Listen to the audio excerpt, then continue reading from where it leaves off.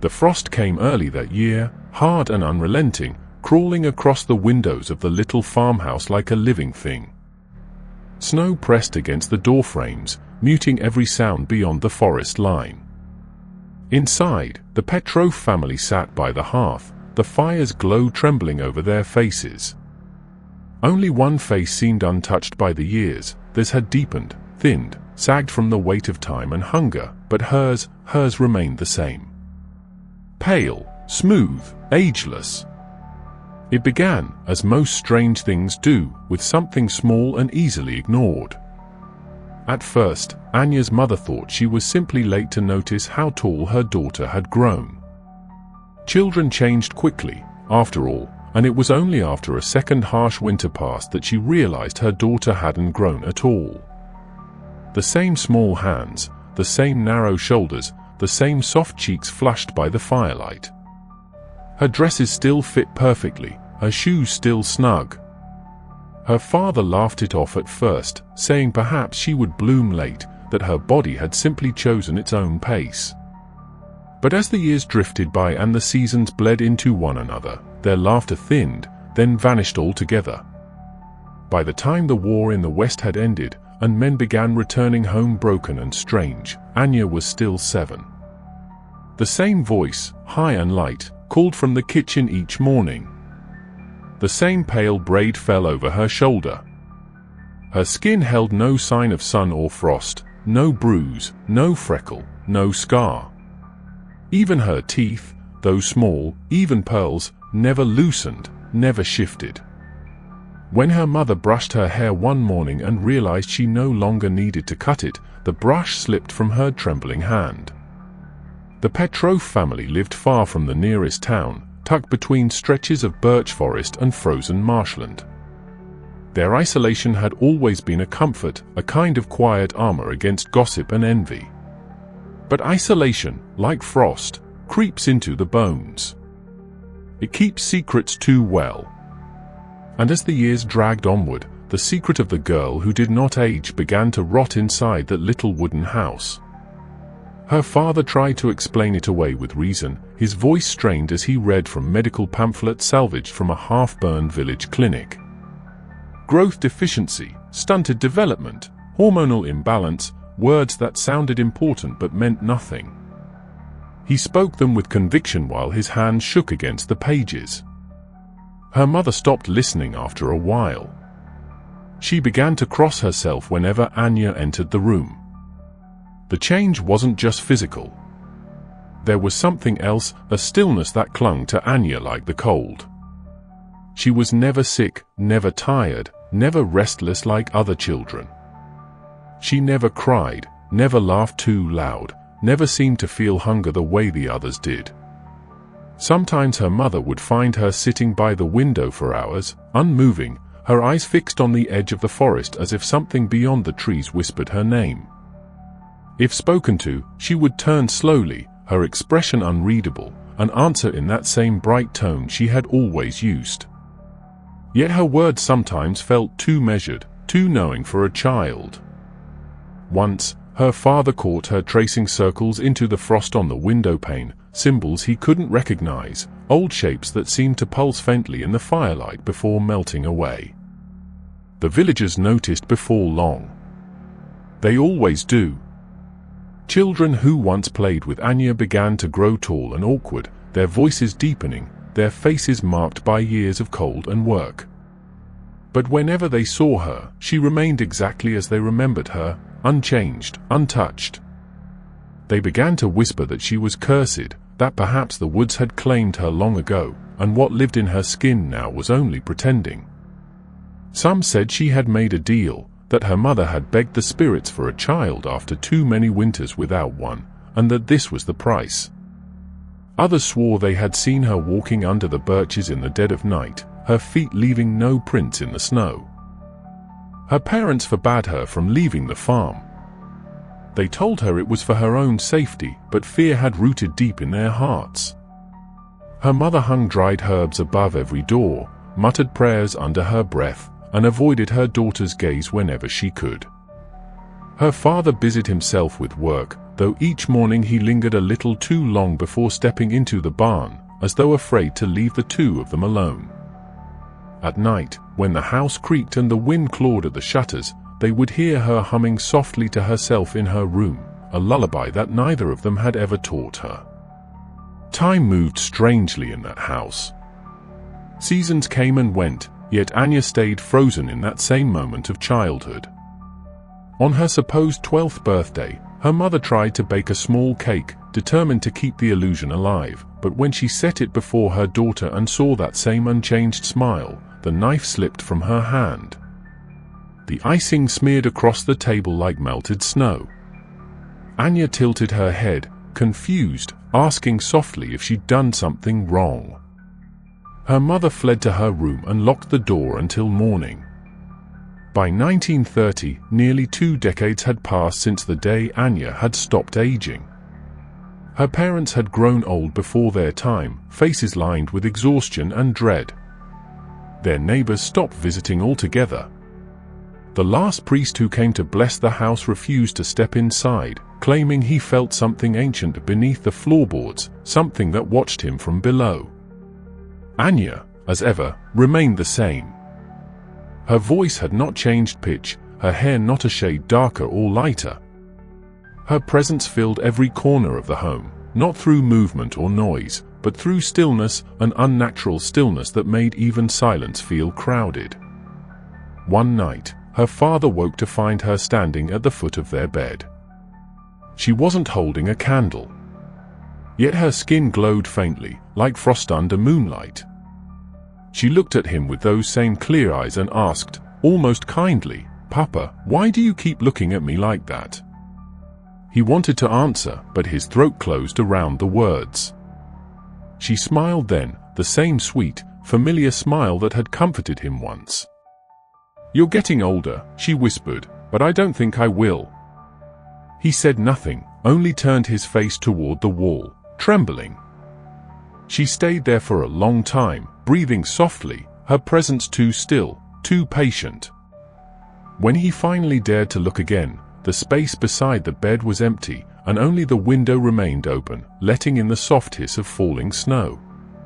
From that night onward, he could no longer pretend. His daughter had stopped being a child long ago. Whatever lived behind her bright eyes, whatever warmth her small hands once held, had turned into something timeless, something the living were never meant to understand. By the spring of 1931, the rumors had spread far beyond the narrow dirt road that led to the Petrov farmhouse. The villagers of Berezovka spoke of the girl in hushed tones, never by name, always with glances over their shoulders as if the trees themselves might be listening. In taverns and markets, her story twisted like smoke through the air, gathering details that changed with every retelling. Some said she was a forest spirit in disguise, left behind when her true kind retreated deeper into the woods. Others claimed she was the punishment of a mother who once stole a blessing not meant for mortals. What all agreed upon, however, was that wherever the girl went, misfortune followed. At first, the signs were small enough to dismiss. A milk cow giving birth to a stillborn calf. Chickens refusing to lay eggs. A child falling ill after playing near the Petrovs well. Such things were common in the countryside, where life always hung by a thread. But patterns have a way of revealing themselves in places where hope runs thin. When the villagers began to tally the misfortunes, when they realized each one had followed shortly after an encounter with the same small girl, the whispers turned sharp. The girl had walked through the square during the harvest fair, her pale face framed by her braids, smiling politely at everyone who avoided meeting her eyes. That night, frost fell early and ruined half the crop. Her parents felt the shift immediately. Neighbors who once shared bread and salt now passed their house without waving. The blacksmith's wife, who used to bring Anya sweets wrapped in linen, crossed herself whenever she saw her. Her father's requests for supplies were turned down, his coin refused. "It's not personal," one man muttered as he shut his door, "but we've got children of our own." Anya's mother tried to reason with them, insisting her daughter was no different from any other child, that she was simply special. But her words sounded hollow even to her own ears, and soon she stopped trying altogether. The isolation that had once been their choice became a prison. The path to their home grew over with moss and snow, untraveled. The old well froze deeper than it ever had before. Even the birds that had nested near the eaves stopped returning. Inside, the air felt heavier, filled with the unspoken tension that grew between mother, father, and daughter. Anya seemed untouched by the hostility around her. She continued her quiet routines, tending to her dolls, reading from the few worn books they owned, sitting by the window as the forest swayed in the distance. Sometimes, she spoke softly to herself, as though answering a question only she could hear. Her parents had stopped asking who she was talking to. There were nights when strange noises carried across the fields toward the village, low humming sounds that rose and fell like a lullaby, too slow to be a song, too steady to be the wind. Once, a hunter swore he saw a figure standing by the tree line under the full moon, a girl in a pale dress, motionless, staring up at the sky as if waiting for something to descend. He fired his rifle into the air to frighten her off, but she didn't move. When he blinked, she was gone. He left his traps behind and never went back to that part of the forest again. Inside the farmhouse, fear turned inward. Her mother began to notice small things that unsettled her. Food never spoiled in Anya's presence. Flowers wilted in the vase beside her bed, yet never lost their scent. Once, when the mother pricked her finger while sewing, Anya took her hand gently and held it for only a moment. The wound stopped bleeding immediately. Her mother whispered a prayer that night, not of gratitude, but of dread. It was unnatural, she told her husband, eyes wide with tears. Nothing of this world should hold back decay. Her father grew more withdrawn, spending long hours chopping wood even when there was no need. His silence spoke louder than his words ever could. He avoided looking at his daughter for too long, as if her face reminded him of something he could no longer deny. The years were changing him, his beard whitening, his back stooped, but Anya's reflection remained frozen, a cruel mirror of time's refusal to touch her. Once, when he found her humming to herself near the fire, he asked her gently if she remembered the day she was born. She turned her head and smiled faintly, as though amused by the question. "Of course," she said. "You were younger then." After that, he stopped asking questions altogether. The tension between them thickened with each passing month. The mother began leaving offerings of bread and salt at the edge of the woods, an old superstition from her grandmother's time. She whispered to the trees, begging them to take back what they had given. She never told her husband, but he knew. He found the missing bread, the small tokens left among the roots, and said nothing. They were both afraid to admit the same thought, that perhaps their daughter did not belong to them, and never had. When the first real tragedy struck, it cemented the village's fear. A young boy, no more than 10, went missing while gathering firewood near the Petrovs' property. Search parties combed the woods for 3 days before finding his sled and gloves near a patch of disturbed snow. There were no tracks leading away, no blood, no sign of struggle, just the faint imprint of small, bare feet leading back toward the farmhouse before disappearing altogether. That night, stone shattered the Petrovs' windows, and a warning was carved into their barn door with a rusted blade, *keep the witch locked away. Her father boarded the windows and kept the lanterns low, while her mother begged him to send the girl somewhere far away, to the monastery, to the soldiers, anywhere but here. He refused. "She's our daughter," he said, but his voice lacked conviction. Anya, standing quietly in the corner, only smiled that same ageless smile. "They shouldn't be afraid," she said softly, "I'm still the same." Yet the words brought no comfort. The more she spoke, the more it seemed that her voice came from somewhere deeper than her throat, echoing faintly even after she fell silent. Her parents began to sleep in shifts, one awake while the other rested, the house filled with the creak of the fire and the muffled whisper of a child who no longer seemed like one at all. And outside, beneath the weight of the endless snow, the villagers prayed that whatever curse lingered in that farmhouse would stay locked behind its wooden walls forever. The night the soldiers came was colder than any before it, the kind of cold that hollowed out sound and made even the trees seem afraid to move. Snow fell in slow, deliberate flakes, settling thick on the roof of the Petrov farmhouse until it looked like it might collapse under the weight. Inside, the fire had long since burned down to embers, and the family huddled close, listening to the distant growl of engines they hadn't heard in years. The sound of vehicles was foreign here. Machines belonged to cities, to people who had forgotten how silence felt. The father rose from his chair, heart hammering as the rumble grew louder, cutting through the forest like an approaching storm. His wife caught his sleeve, her eyes wide and glassy. He didn't speak. There was no need. They both knew no one came here by accident. The knock came a few minutes later, sharp and official against the wooden door. The father hesitated, every instinct urging him to pretend they weren't home, but the knock came again, harder this time. Then a voice followed, deep and commanding, speaking with the flat authority of someone used to being obeyed. "Open the door, comrade. We've been told there's someone here who should not be." Anya sat perfectly still by the window, her face half lit by the dying glow of the fire. She didn't move or speak. Her expression was calm, distant, almost expectant.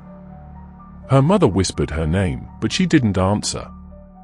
The father straightened his back, forcing his voice to steady as he opened the door to a gust of snow and 3 men in heavy coats marked with the insignia of the Red Army. Their boots left dark puddles on the wooden floor. The leader, a tall man with sunken cheeks, removed his gloves slowly, studying the interior of the house with cold precision. "We heard strange stories about this place," he said, eyes narrowing. "A girl who doesn't grow old. People disappearing. You know what happens to those who spread superstition." His tone was meant to intimidate, but his eyes betrayed something else, a flicker of curiosity, perhaps even fear. The father tried to keep his composure, insisting they were just simple farmers, that the villagers had let their imaginations get the better of them. The officer didn't respond immediately. Instead, his gaze drifted past the father's shoulder to where Anya sat by the window, her small hands folded neatly in her lap. For a moment, he said nothing. The house seemed to hold its breath. Then he stepped forward. "How old are you, little one?" he asked, his voice softer now. Anya turned her head slowly, her blue eyes catching the light in a way that made them seem almost translucent. "I don't remember," she said after a pause. "But I was 7 the last time it snowed like this." Her words hung in the air. The soldiers exchanged uncertain glances. One of them muttered something under his breath, a curse or a prayer, it was hard to tell which. The officer frowned and took another step closer, the floorboards creaking beneath his boots. "You've lived here all your life?" "Yes," she replied. "But sometimes I go outside when they're asleep." The mother flinched at that, her hand flying to her mouth. The father's knuckles whitened on the edge of the table. The officer tilted his head slightly, studying the girl's serene expression. "And what do you do when you go outside?" "I listen," Anya said. "They call to me." "Who?" he asked. She looked toward the window. The snow outside reflected the faint orange of the hearth, painting her face with a ghostly glow. "The ones in the forest," she whispered. "They don't forget me." The youngest soldier swore softly and crossed himself before catching the officer's glare. The leader turned back to the father. "You'll come with us," he said firmly. The girl too. If she's ill, she'll be examined. If she's not, he didn't finish the sentence. He didn't need to. The mother began to cry quietly, her tears freezing against her skin. The father begged for reason, claiming his daughter was harmless, that she was no danger to anyone. The officer's patience thinned, and he motioned to his men to begin searching the house. Drawers were opened, cupboards overturned, old photographs scattered across the floor. The noise filled the small space, harsh and clattering against the heavy silence that had lived there for years. But then, as one soldier opened the door to the attic, everything stopped. A sound drifted down from above, a faint whisper, rhythmic and childlike, like someone humming a lullaby just beyond the edge of hearing. The soldier froze, hand still on the latch. The officer frowned. "Who's up there?" he demanded, but no one answered. The humming grew clearer, a soft voice repeating the same phrase over and over in a language none of them recognized. The air inside the house grew colder, the candle flames bending as if pressed down by unseen hands. Anya rose from her chair. "They're early," she said simply, and began walking toward the attic door. Her mother lunged forward, grabbing her arm, but the girl's skin was burning hot to the touch, forcing her to recoil in pain. The officer drew his pistol, his voice cracking for the first time as he ordered her to stop. She didn't. Her bare feet left no prints on the dusty floor as she moved up the stairs, the whispering above now rising into something layered, voices upon voices, all repeating her name in perfect unison. The soldier nearest the stairs backed away, his rifle shaking in his hands. The officer shouted again, his command drowned out by the rising chorus from above. Then, without warning, the door to the attic slammed shut with such force that the entire house shuddered. The lanterns flickered out. Darkness swallowed them all. For several long seconds, the only sound was the wind against the walls. Then came a low, slow scraping from the attic floorboards, something moving, dragging, circling above their heads. The officer fumbled for his flashlight, the beam catching dust swirling in the air like snow. "Get her down," he barked, but when they opened the attic door again, there was nothing. Only the faint smell of lavender and smoke, the same scent that had haunted the house for years. Anya stood behind them now, her eyes bright and unblinking. "They don't like visitors," she said quietly. "They remember what you did." No one dared ask what she meant. The soldiers left before dawn, their tracks disappearing almost instantly beneath the falling snow. None of them reported what they'd seen, and none ever returned. When the sun rose, the Petrov farmhouse stood as it always had, silent, untouched, the frost clinging to its windows like veins of glass. Inside, the family sat around the fire, pretending the world outside no longer existed. Only the attic door, now nailed shut, whispered softly when the wind passed through, as though something behind it still breathed in rhythm with the girl who would never age. The winter that followed the soldier's visit was the darkest one yet. The sky seemed lower that year, pressing down on the land like a heavy lid, sealing in the cold. Even the air inside the Petrov farmhouse had changed. It was thicker somehow, damp and metallic, like breath caught in the walls. No one spoke of what had happened that night. The soldier's visit became another secret buried beneath layers of silence, like everything else the family refused to name. But the silence itself began to feel alive, shifting in corners, filling the pauses between their shallow words. Anya moved differently now. She no longer lingered by the window during the day. Instead, she preferred the dim corners, where the firelight didn't quite reach. Her parents noticed but said nothing. They tried to keep to their chores, to hold on to some routine of normalcy. But the mother began to wake at odd hours, certain she could hear her daughter talking softly somewhere in the house. The voice was unmistakably Anya's, bright and calm, almost tender, but it was joined by something else, another tone layered beneath hers, older, colder, speaking too low to understand. Each time she followed the sound, it stopped before she reached the door.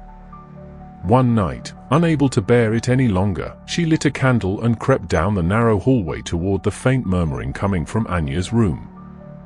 The floorboards moaned under her bare feet, each step slower than the last. The door was open just a crack, enough for her to see a thin line of light spilling across the floor. Inside, her daughter was sitting before the mirror. The candlelight reflected across the glass, but it was strange, the reflection didn't move when Anya did. The girl tilted her head to one side, but the reflection smiled instead. The mother froze where she stood, her breath catching painfully in her chest. "Who are you talking to?" she whispered. Anya didn't look up. "She remembers me," the girl said softly. "She says she was here before I was." The mother's hand trembled so violently the candle flame sputtered. "What do you mean before?" Anya's reflection turned its gaze toward her before the real Anya did. The movement was subtle, almost imperceptible, but enough to make her blood run cold. The reflection's mouth curved into a faint, knowing smile. Then both Anya and her mirrored twin spoke together, their voices overlapping in perfect harmony. "Don't be afraid, Mama. It's just me." But it wasn't. The tone, the rhythm, even the warmth that used to color her daughter's words were gone. What came from her mouth now was too measured, too deliberate. The mother stumbled back, nearly dropping the candle, her heart pounding so hard it felt like it would burst through her ribs. She fled down the hallway and locked herself in the kitchen, pressing her back against the door, trying to steady her breathing. She stayed there until the first hint of dawn leaked through the frost-covered windows. When she finally dared to return to her daughter's room, the mirror was gone. When she asked her husband what had happened to it, he said nothing for a long time. Then, without looking at her, he muttered that he'd moved it to the attic before sunrise. He refused to explain further. But she noticed the boards in front of the attic door had been nailed twice over since the soldier's visit, and faint scratches marked the wood, as though something behind it had tried to claw its way out. The days that followed stretched thin and strange. The mother could feel her daughter's presence in every room even when she wasn't there. Sometimes she'd turn around and find Anya standing too close, watching her with an unreadable expression. Other times she'd catch her reflection in the window glass, only to realize Anya was nowhere near her. The girl's voice began to change, subtly at first. When she sang, it wasn't the same soft lullabies from her childhood but slower, wordless melodies that didn't sound human. They filled the house with a low vibration that made the walls seem to hum. The father began to drink heavily, something he'd never done before. He stopped going to the woods for firewood and stopped tending to the fields altogether. Each night he sat by the cold stove, staring into nothing. The mother begged him to do something, to talk to their daughter, to send her away, to end whatever was happening, but he would only shake his head. "It's too late," he said once, his voice hollow. "She isn't ours anymore." One evening, while sweeping the floor, the mother found something glinting beneath the boards near the hearth, a shard of glass, smooth along the edges, with the faint trace of a child's face reflected in its surface. It looked like a piece of the missing mirror. She turned it over in her hand, heart beating fast. The moment her skin touched the reflective side, she heard a whisper, soft, childlike, and far too close. "You shouldn't have taken her place." The voice was her daughter's, but it wasn't coming from anywhere in the room. She dropped the glass immediately, but the whisper continued, echoing faintly until it faded into silence. That night she dreamed of a version of her daughter standing on the other side of the mirror. Her reflection was older, much older, her eyes hollow, her skin gray and cracked like the surface of ice. The reflection pressed its hand against the glass and spoke in a voice that wasn't hers. "You're feeding her wrong," it said. "That's why she can't leave." When she awoke, her hand was pressed to her own reflection in the window, frost spreading beneath her palm as though the cold were seeping out from her skin. From then on, the mirror, though gone, seemed to haunt every reflective surface in the house. The windows caught flickers of movement when no one passed. The kettle showed a second pair of eyes staring back from its polished side. Even puddles of melted snow shimmered unnaturally, distorting her own face into something she barely recognized. And Anya, serene and ageless as ever, began to spend her night sitting in front of the empty space where the mirror used to hang, whispering softly to the air. Her parents could hear her from their room, two voices now, speaking together, one childlike, one deeper, echoing the same words again and again. "I remember. I remember. I remember." Her mother begged her husband to leave the house, but he refused. "Where would we go?" he asked. "If she's in the glass, she'll follow." One night, the father caught his reflection moving before he did. It turned its head toward him, lips curling into a faint, mocking smile. He smashed the nearest lamp, plunging the house into darkness, but even then, he swore he could feel eyes watching from every darkened surface, waiting for light to return so they could show themselves again. By the next morning, the air in the farmhouse felt different, denser, charged. Frost crept up the walls from the floor, crystallizing in delicate spirals. And in the corner of her room, Anya sat motionless, staring at the bare patch of wall where her mirror had once hung. The light from the window fell across her face, but the shadow cast on the wall behind her wasn't hers. It smiled long after she stopped. By the time the thaw came, the Petrov farmhouse no longer felt like a home. The snow melted in streaks, leaving behind black patches of earth that steamed faintly in the morning light. The air was heavy with rot, damp wood, and the faint sweetness of decay. The father barely spoke anymore. He moved through the house like a man trapped in a dream, his eyes sunken, his beard untrimmed, his hands always trembling. The mother had stopped cooking, stopped sweeping, stopped praying. Each night she would sit by the cold hearth and stare into the dark, listening to the faint hum that now seemed to pulse through the walls, the same rhythm as her daughter's heartbeat. Anya was different again. Not older, never older, but changed in a way neither parent could describe. Her silence had deepened into something oppressive, like a pressure in the air. She no longer answered questions. She no longer ate.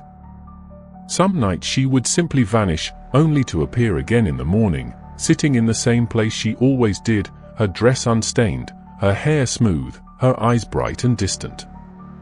Once, her mother asked her where she went when she disappeared. Anya looked at her for a long moment before answering. "Downstairs," she said softly. "They're waiting there." The father decided he couldn't endure it any longer. He began to notice things that pushed his mind toward breaking. Footsteps in the cellar when no one was there. Soft knocking beneath the floorboards. The sound of whispering that seemed to come from the cracks in the walls. Once, when he tried to mend a loose plank by the stairs, he found something pressed between the boards, a lock of hair tied with a red ribbon, perfectly preserved as if freshly cut. He threw it into the fire, but the flame sputtered and died instantly. He told himself he was not afraid of his daughter, that whatever she had become, she was still his child. But that illusion shattered one night when he found her standing at the edge of his bed, watching him as he slept. Her face was calm, her eyes wide and unblinking. When he asked her what she was doing, she tilted her head and said, "You talk in your sleep, Papa. You say my name, but you don't know which one I am." He turned away, trembling, unable to meet her gaze. That morning, he made his decision. He told his wife that they had to contain it, to stop whatever this was before it consumed them both. The mother begged him not to, insisted that locking their daughter away would bring only more misfortune, but the fear in his heart had long eclipsed reason.